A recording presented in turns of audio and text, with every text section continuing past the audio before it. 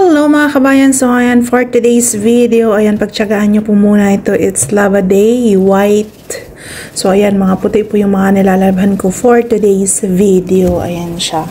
So ako lang ba, yung ganito na yung naglalaba, chine-check muna yung mga, ang tawag dyan, kumbaga sa Arabic, mga boa-boa. Na ano siya, kailangan ko talaga siyang i-hand wash muna. So ginagamit ko pala dito is yung hand soap. Pwede rin naman po yung bar and pwede din naman yung liquid soap.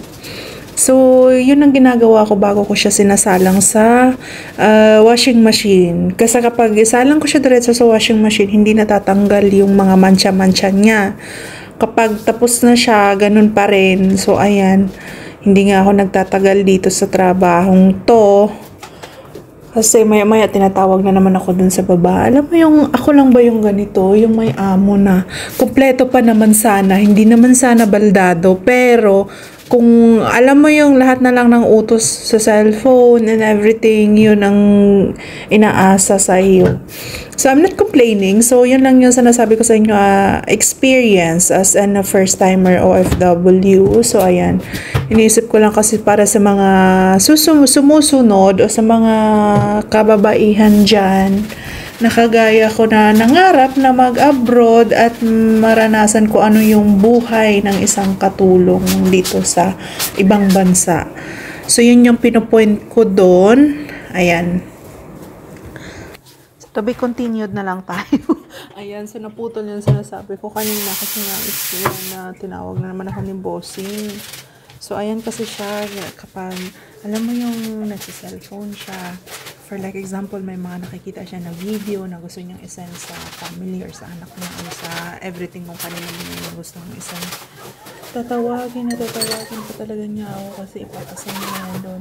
So, alam mo yung feeling na iniisip mo, ano ba, baldado ba siya? Wala siyang kamay? Alam mo yun, dami mo na iniisip, pero hindi, sinasabi mo na lang sa sarili mo or nasabi mo na lang sa kaibigan mo kasi hindi ka pwede magreklamo sa harapan niya, hindi mo pwedeng sabihin sa harapan. Yun lang talaga, grabe, super. So, ayan, ito na naman to. Yung mga nilalabang ko kasi dito is yung mga t-shirt ng puti. So, balik kay bossing lang yun siya. And ito yung mga punda nga. Kasi ito naman siya, yung kamay niya nakakainis. After niyang mag-makeup, kasi aalis siya. So, uupo yun siya yung kamay niya kung saan-saan nila nilalapat. Ayaw pa naman niya yung decolor na bed sheets at punda. Gusto niya yung white talaga. So, baga sa isang araw, alam ba siya sa magpalit ng punda or yung tawag dito? Yung cover sa bed. Diyos ko. Hindi pwede magreklamo talaga kasi pag nakita siya ng mancha sa ano niya, gabihin, bakit hindi mo ito pinamitan, bakit ang tamig mo, ganyan, bla bla bla. Ako hindi ako sumasagot sa kanya, nananahimik ako. Pero pag may time na iiyak ko na lang para maibsan mo sa mga loob ng mga iba.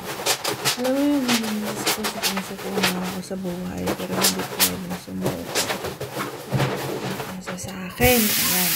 So, kung ano-ano na yung mga sinasabi ko dito, which is 5 minutes lang naman to share yung hindi ko talaga siya makuha-kuha. Ayan. Sige, kus pa more. Nakapli na kayo ng kamay ko ng ganyan. So, hindi siya nadala. Kapag hindi kasi nadala ng sabon, nalagyan ko ng vanish or yung tawag dito, Clorox. So, yan. Kasi pag isalpak ko yan, nandyan pa rin yung mancha. So, kailangan mo talaga siyang imano-mano. Ang Diyos ko, dahil sakit ng laig ko dyan. Darawin mo yan, ilang bedsheets yan. So, ilang room ba dito? So, 3 room dito sa taas. Every time naman si change ng cover. Ay, Diyos ko, Lord, makabuang. Kasi bawat may bisita, kailangan mo ng palitan. Hindi pwedeng kahit hindi madumi na, kailangan mo talaga ng palitan. Kasi sabihin, mabaho yung amoy ng tao, dumidikit. Okay, Carrie. Kikinig naman tayo sa mga napapatakot sa atin. So, ayan na. Hanggang dito na lang muli ang ating video for today. So, another day tomorrow ulit. So, ayan, mag-iisip na naman ako kung ano